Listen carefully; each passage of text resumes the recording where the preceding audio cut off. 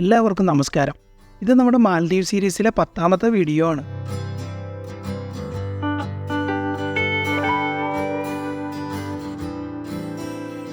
മാൽദീവ്സിലേക്ക് വന്നിട്ട് ഇത് ഞങ്ങളുടെ 5ാമത്തെ ദിവസമാണ്. മാൽദീവ്സിൽ ഞങ്ങൾ വന്ന ദിവസം തൊട്ട് ഇന്ന് വരെ ഞങ്ങൾ മാഫുഷി എന്ന് പറഞ്ഞൊരു ഐലൻഡിലാണ് സ്റ്റേ ചെയ്തത്. മാഫുഷി ഐലൻഡിൽ നിന്നുള്ള ഫസ്റ്റ് ബോട്ടിന് മാൽദീവ്സിൻ്റെ ക്യാപിറ്റലായിട്ടുള്ള മാലിയിലേക്ക് പോകാനായിട്ടാണ് ഇന്നത്തെ പ്ലാൻ. ഞങ്ങളുടെ ബാഗേജുകളൊക്കെ ആയിട്ട് ഞങ്ങളുടെ ഹോട്ടലിലെ സ്റ്റാഫ് ബോട്ട് ചെട്ടി വരെ ഞങ്ങളുടെ ഒപ്പം വന്നിട്ടുണ്ട്.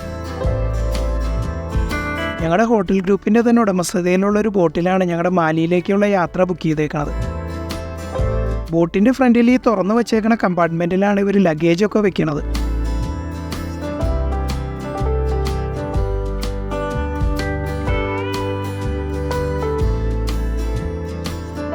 അധികം സമയം കളയാണ്ട് ഞങ്ങൾ ബാഗേജ് എല്ലാം സ്റ്റോറേജ് ഏരിയയിലേക്ക് വെച്ചിട്ട് ഞങ്ങൾ ബോട്ടിൻ്റെ അകത്തേക്ക് കയറി. ബോട്ടിലെ ജോലിക്കാരെല്ലാവരും ബോട്ടിൻ്റെ പുറത്ത് തന്നെ ആയിട്ടുണ്ട്.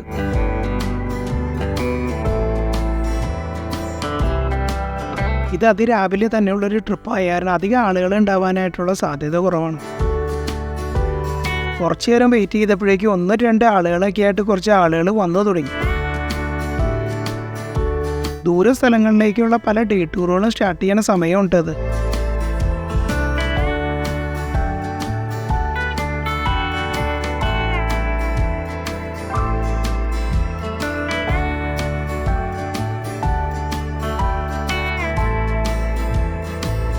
ഞങ്ങളെ കുതിപ്പിച്ചുകൊണ്ട് 1-2 ബോട്ടുകളുടെ ഡേ ട്രിപ്പുകൾ സ്റ്റാർട്ട് ചെയ്യണത് കണ്ടുകൊണ്ടിരിക്കുകയാണ് ഞങ്ങൾ.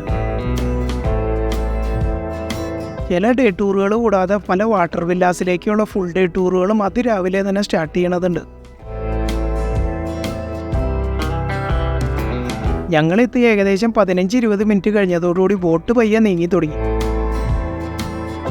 എല്ലാ സഞ്ചാരികളെയും വെൽക്കം ചെയ്യണം മാഫുഷി എന്നുള്ള നെയിം ബോർഡിനൊരു ഗുഡ് ബൈയും പറഞ്ഞാണ് ഞങ്ങൾ യാത്ര തുടങ്ങിയത്.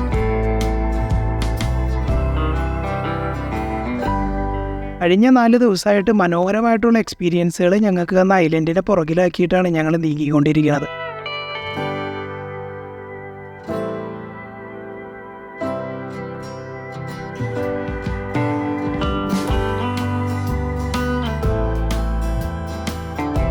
ബോട്ട് മാഫുഷിയിലെ പുലിമുട്ട് കഴിഞ്ഞതോടുകൂടി അതിൻ്റെ ഫുൾ സ്പീഡിലേക്ക് എത്തി.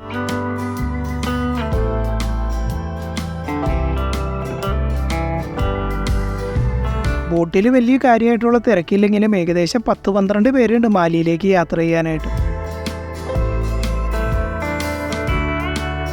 ഞങ്ങളുടെ ബോട്ട് കൂടാതെ വേറെയും ബോട്ടുകൾ മാലിയുടെ ഡയറക്ഷനിൽ യാത്ര ചെയ്തുകൊണ്ടിരിക്കുന്നുണ്ട്.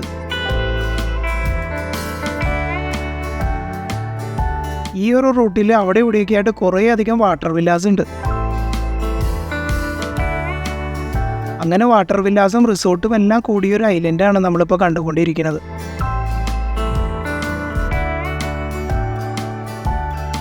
ഈ റിസോർട്ടുകളെല്ലാം മാലിയിൽ നിന്ന് അധികം ദൂരം ഇല്ലാത്തത് കൊണ്ട് കുറേ ടൂറിസ്റ്റുകൾ ഇതെല്ലാം പ്രിഫർ ചെയ്യുന്നുണ്ട്.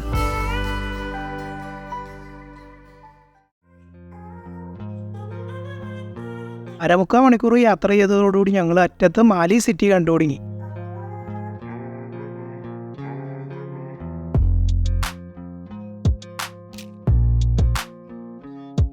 ഈ ബോട്ട് മാലി എയർപോർട്ട് വരെ ഉണ്ടെങ്കിലും മാലി സിറ്റി ഒന്ന് കറങ്ങിയതിന് ശേഷം എയർപോർട്ടിലേക്ക് പോകാനായിട്ടാണ് ഞങ്ങൾ തീരുമാനിച്ചേക്കുന്നത്. ഞങ്ങൾ മാലി ബോട്ട് ചെട്ടിയിലേക്കാണ് ഈ അടുത്തുകൊണ്ടിരിക്കുന്നത്.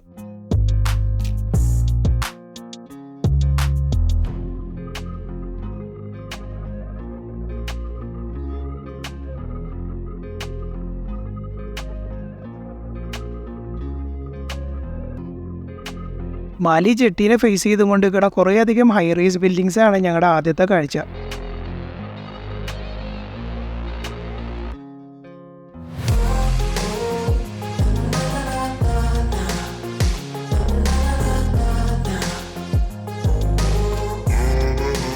ഞങ്ങൾ വന്നിറങ്ങിയ ദിവസവും ഞങ്ങൾ മാലി സിറ്റി ടച്ച് ചെയ്താണ് മാഫുഷിയിലേക്ക് പോയതെങ്കിലും നല്ല മഴയായതും കൊണ്ട് അന്ന് വീഡിയോ ഒന്നും എടുക്കാൻ പറ്റിയില്ലായിരുന്നു.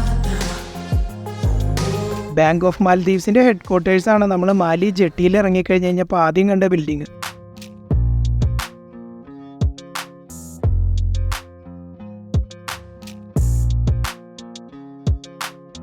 ശ്രീലങ്ക ബേസ്ഡ് ആയിട്ടുള്ള ബാങ്ക് ഓഫ് സിലോണിൻ്റെ ബ്രാഞ്ചാണ് ഇതിനോട് ചേർന്ന് തന്നെ ഉള്ളത്. ഞങ്ങൾ മാലിയിൽ നിന്ന് മാഫുഷിയിലേക്ക് പോകാനായിട്ടുള്ള ബോട്ട് തപ്പിയപ്പോൾ പറഞ്ഞൊരു ലാൻഡ്മാർക്കായിരുന്നത്. മാൽദീവ്സിലെ ഏറ്റവും പ്രധാനപ്പെട്ട ജെട്ടിയാണ് നമ്മളിപ്പോൾ കാണുന്ന മാലി ജെട്ടി. ഈ മാലി ജെട്ടിയിൽ കുറേയധികം പിയറുകളുണ്ട്. പാസഞ്ചർ ബോട്ട്സ് കൂടാതെ കോസ്റ്റ് ഗാർഡിൻ്റെ കുറച്ച് ബോട്ടുകൾ ഇവിടെ ആങ്കർ ചെയ്തിട്ടുണ്ട്.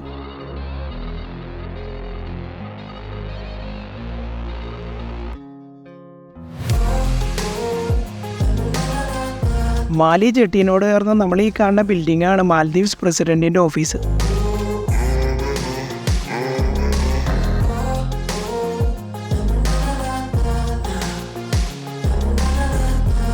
മുഹമ്മദ് മൊയ്സു ആണ് ഇപ്പോഴത്തെ മാൽദീവ്സിൻ്റെ പ്രസിഡന്റ്.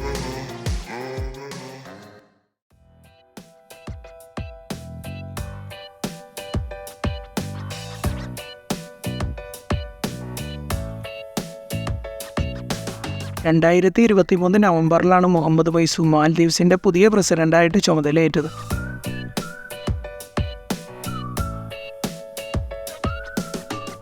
ഞങ്ങളുടെ ഈ യാത്ര 2023 നവംബറിന് മുമ്പായതും കൊണ്ട് ഇബ്രാഹിം മുഹമ്മദ് സോലിഹ് എന്ന് പറഞ്ഞ ആളായിരുന്നു പ്രസിഡന്റ്.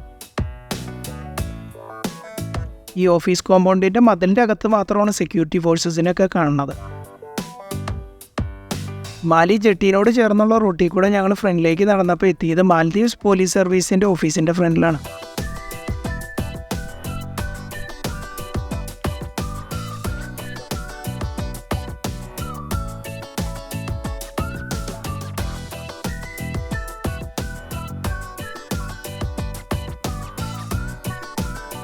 ഇതിനോട് ചേർന്ന് തന്നെയാണ് മാൽദീവ്സിലെ റിപ്പബ്ലിക് സ്ക്വയർ എന്നറിയപ്പെടുന്ന ഏരിയ.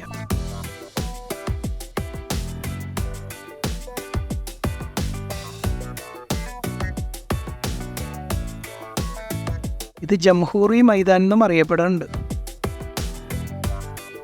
ഇതിങ്ങനെ തന്നെയാണ് പ്രൊനൗൺസ് ചെയ്യണേ എന്നുള്ളത് എനിക്ക് ഉറപ്പില്ല. തെറ്റാണെന്നുണ്ടെങ്കിൽ അറിയാവുന്നവരൊന്ന് കമൻറ്റ് ചെയ്താൽ നന്നായിരുന്നു.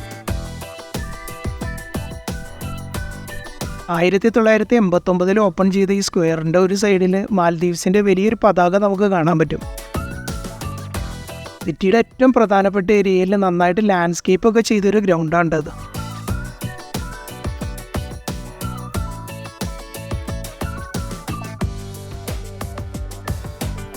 മാലിയിലെ എല്ലാ പ്രധാന ടൂറിസ്റ്റ് അട്രാക്ഷൻസും അതുപോലെ തന്നെ പ്രധാനപ്പെട്ട ഗവൺമെൻറ് ഓഫീസുകളും എല്ലാം ഈ പരിസരത്ത് തന്നെയായിട്ടാണുള്ളത്. അതുപോലെ തന്നെ മാൽദീവ്സിൻ്റെ ഡിഫൻസ് റിലേറ്റഡ് ആയിട്ടുള്ള ഓഫീസുകളെല്ലാം ഈ പരിസരത്ത് തന്നെയാണ് വന്നത്.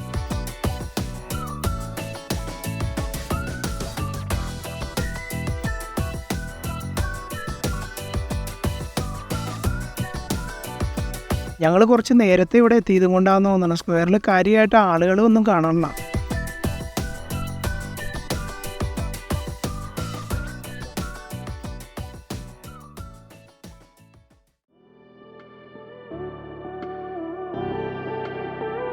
ഈ സ്ക്വയറിൻ്റെ നടുഭാഗത്തായിട്ടുള്ള ഈ ഏരിയ നന്നായിട്ട് കട്ടയാക്കിയിട്ട് സിമെൻറ്റും ചെയ്ത് പെയിൻ്റൊക്കെ അടിച്ച് നിർത്തിയേക്കാണ്.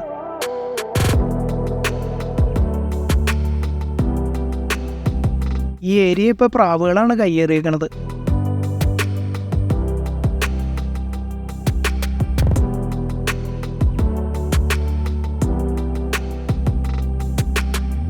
ഈ സ്ക്വയറിൻ്റെ ഫ്ലാഗൊക്കെ വെച്ചേക്കണ ഏരിയയുടെ നേരെ ഓപ്പോസിറ്റ് സൈഡിലാണ് ഫൗണ്ടെയിനൊക്കെ ഉള്ള ഈ ഏരിയ.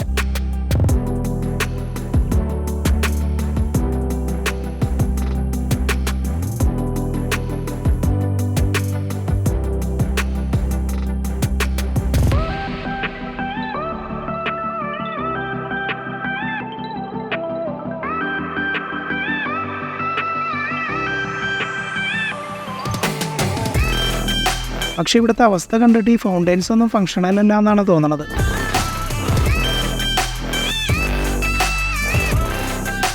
രാത്രി സമയത്ത് ഈ സ്ക്വയറൊക്കെ ലൈറ്റപ്പ് ചെയ്ത് കഴിയുമ്പോൾ നല്ല ഭംഗിയാണെന്നാണ് ഇവിടുത്തുകാർ പറയണത്.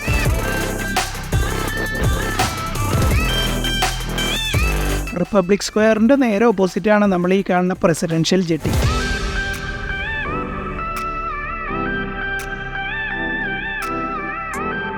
മാൽദീവ്സ് പ്രസിഡൻറ്റിൻ്റെയും അതുപോലെ തന്നെ മറ്റ് VIP-കളും വരുമ്പോൾ യാത്രകൾക്ക് വേണ്ടി യൂസ് ചെയ്യുന്ന ജെട്ടിയാണിത്.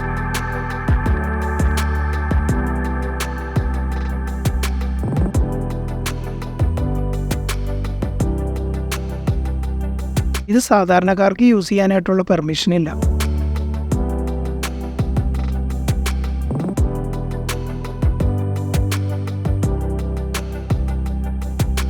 മാൽദീവ്സ് ഒരു ഐലൻഡ് രാജ്യമായതുകൊണ്ട് തന്നെ എല്ലാവരും യാത്രകൾക്ക് വേണ്ടി ഡിപ്പെൻഡ് ചെയ്യണത് കടലിനെ തന്നെയാണ്.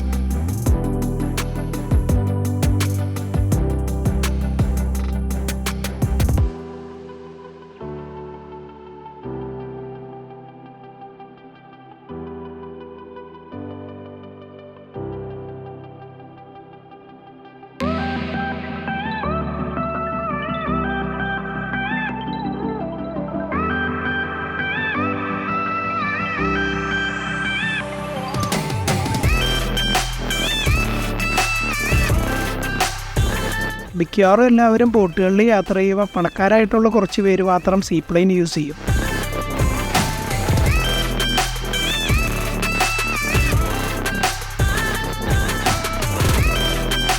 VIPസിന് യൂസ് ചെയ്യാനായിട്ടുള്ള ജെട്ടിയായ കാരണം ആ സ്റ്റാൻഡേർഡ്സ് എല്ലാം കീപ്പ് ചെയ്തും കൊണ്ടാണ് ഇവർ ജെട്ടി ചെയ്തേക്കണത്.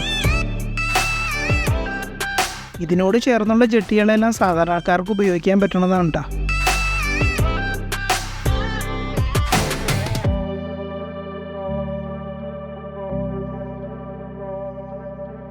ഈ റിപ്പബ്ലിക് സ്ക്വയറിനോട് ചേർന്ന് ഗവൺമെൻറ് ബിൽഡിങ്സ് മാത്രമല്ല, കുറേയധികം ബിസിനസ് എസ്റ്റാബ്ലിഷ്മെൻറ്റ്സും ഉണ്ട്.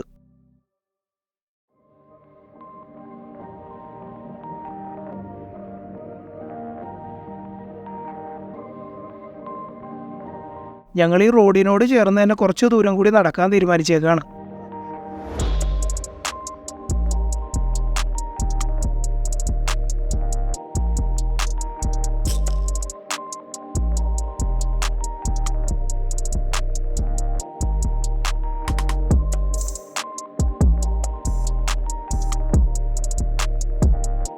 കുറച്ച് ദൂരം നടന്നപ്പോൾ തന്നെ ഞങ്ങൾ അത്യാവശ്യം തിരക്കുള്ള ഒരു ഏരിയയിലേക്കാണ് വന്നു വിട്ടേക്കണത്.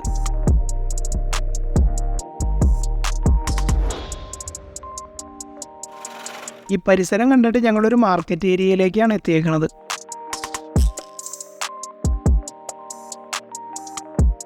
അത് തന്നെ, ഇത് ഇവിടുത്തെ ഒരു ലോക്കൽ മാർക്കറ്റാണ്.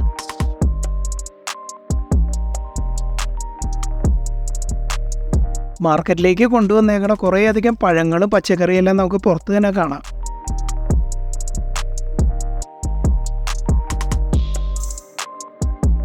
തിരക്കാണെങ്കിൽ ഞങ്ങൾ എന്തായാലും മാർക്കറ്റിൻ്റെ അകത്തേക്ക് ഒന്ന് കയറാണ്.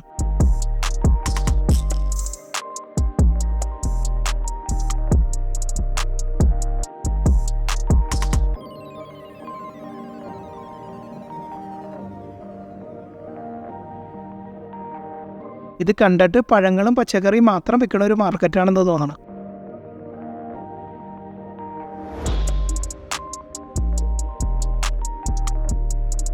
ഞങ്ങളവിടെ അധികം സമയം നിൽക്കാണ്ട് നേരെ പുറത്തേക്ക് ഇറങ്ങി നടത്താൻ തുടങ്ങി.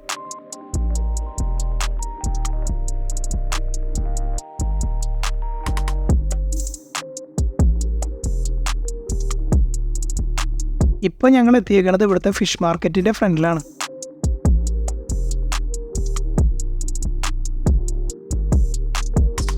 മാലിയിലെ എല്ലാ സിറ്റി ടൂറുകളുടെ ഒരു സ്റ്റോപ്പിംഗ് പോയിൻ്റാണ് ഈ ഫിഷ് മാർക്കറ്റ്.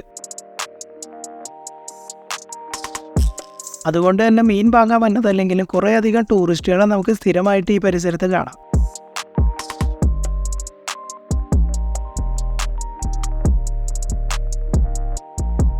ട്യൂണ മത്സ്യമാണ് ഇവിടെ പ്രധാനമായിട്ട് കച്ചവടം നടക്കുന്നത്.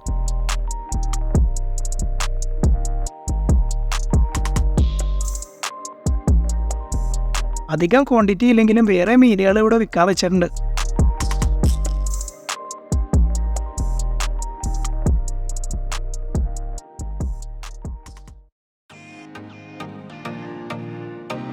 ഇവിടെ മീൻ വാങ്ങാനായിട്ട് പ്രധാനമായിട്ട് വന്നതും മാൽദീവിയൻ ലോക്കൽ ആളുകൾ തന്നെയാണ്. മീൻ വാങ്ങാനായിട്ട് പ്ലാൻ ഇല്ലാത്തതും കൊണ്ട് ഒന്നിൻ്റെ വിലയൊന്നും ചോദിക്കാണ്ട് ഞങ്ങളിതെല്ലാം പയ്യെ കണ്ടു കിടക്കാണ്.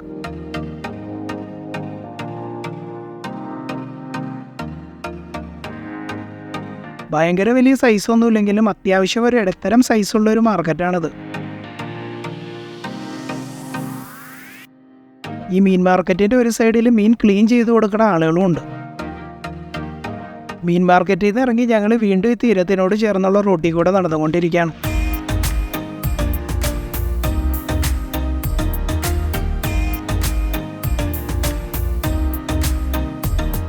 നമ്മുടെ നാട്ടിലെ പല മാർക്കറ്റുകളോടും ചേർന്നുള്ള കാഴ്ചകൾ തന്നെയാണ് ഇവിടെയും ഉള്ളത്.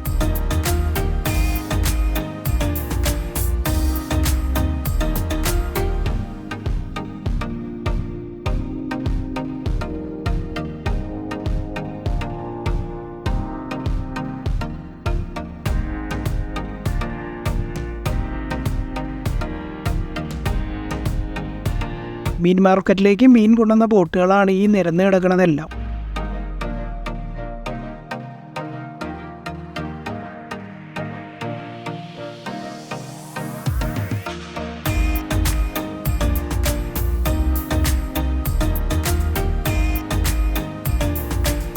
ഇതിൽ ചെറിയ ബോട്ട് തൊട്ട് അത്യാവശ്യം മീഡിയം സൈസുള്ള ഫിഷിംഗ് ട്രോളേഴ്സ് വരെയുണ്ട്.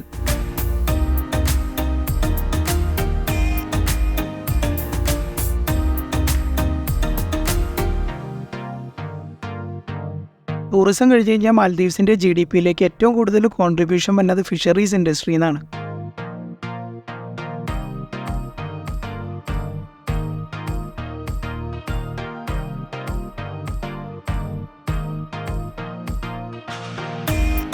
അതുപോലെ തന്നെ മാൽദീവ്സിൻ്റെ 98% ഫിസിക്കൽ എക്സ്പോർട്സ് വന്നത് ഫിഷിംഗ് ഇൻഡസ്ട്രിയിൽ നിന്ന് തന്നെയാണ്.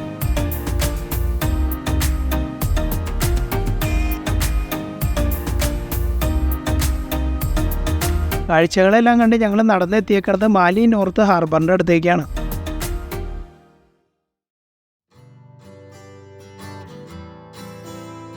ഇതൊരു കൊമേഴ്ഷ്യൽ ഏരിയ ഒക്കെ ആയതുകൊണ്ട് ഞങ്ങൾ പയ്യെ തിരിച്ച് നടത്താൻ തുടങ്ങി.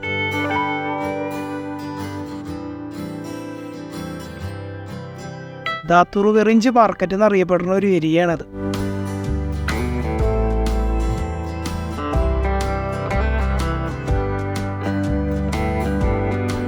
ഞങ്ങൾ അങ്ങോട്ട് പോയപ്പോൾ ഈ ഒരു മാർക്കറ്റ് കണ്ടായിരുന്നെങ്കിലും തിരിച്ചു വരുമ്പോൾ കയറാമെന്ന് തീരുമാനിച്ച് നടക്കാറുണ്ട്.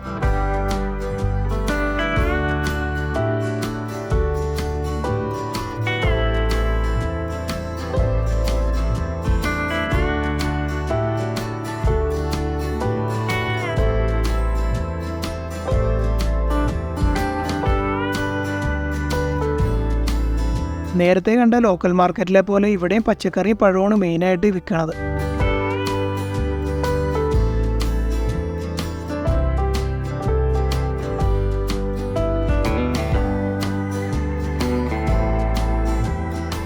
ഇത് നേരത്തെ കണ്ട മാർക്കറ്റിലും അത്യാവശ്യം നല്ല വലിപ്പമുണ്ടെങ്കിലും തിരക്ക് തീരെ കുറവാണ്. ഞങ്ങൾ വീണ്ടും റോട്ടിലേക്ക് ഇറങ്ങി അടുത്ത ടൂറിസ്റ്റ് അട്രാക്ഷൻ്റെ അടുത്തേക്ക് നീങ്ങിക്കൊണ്ടിരിക്കുകയാണ്. നമ്മളടുത്തതായിട്ട് എത്തിയേക്കണത് ഒരു മോസ്കിൻ്റെ അടുത്തേക്കാണ്.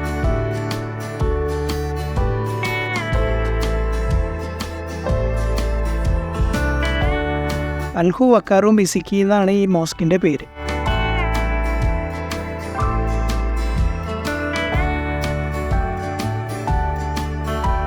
പതിനെട്ടാം നൂറ്റാണ്ടിൽ പണിതൊരു മോസ്കാണത്.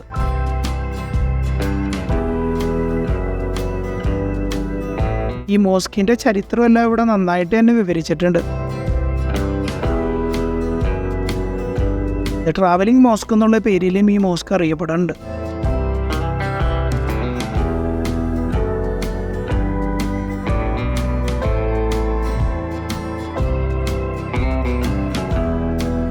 ഈ മോസ്ക് അഴിച്ച് വേറെ സ്ഥലത്തേക്ക് മാറ്റി വയ്ക്കാവുന്ന രീതിയിലാണ് ഇതിൻ്റെ കൺസ്ട്രക്ഷൻ. ഓറൽ സ്റ്റോണും മരവും വെച്ചാണ് ഈ മോസ്ക് നിർമ്മിച്ചേക്കുന്നത്.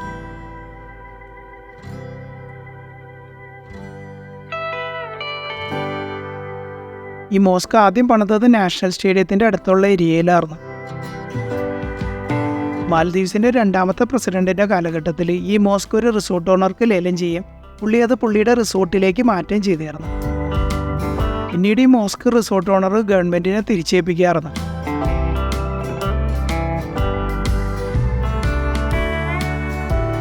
റിസോർട്ട് ഓണർ തിരിച്ചു കൊടുത്ത ഈ മോസ്ക് മറ്റൊരു ഏരിയയിലാണ് പിന്നീട് സ്ഥാപിച്ചത്. പലതവണ റീലൊക്കേറ്റ് ചെയ്തിട്ടുള്ള മോസ്ക് എന്നുള്ള രീതിയിലാണ് ഇത് ട്രാവലിംഗ് മോസ്ക് എന്ന് ഇതിന് പേര് വരാനായിട്ടുള്ള കാരണം.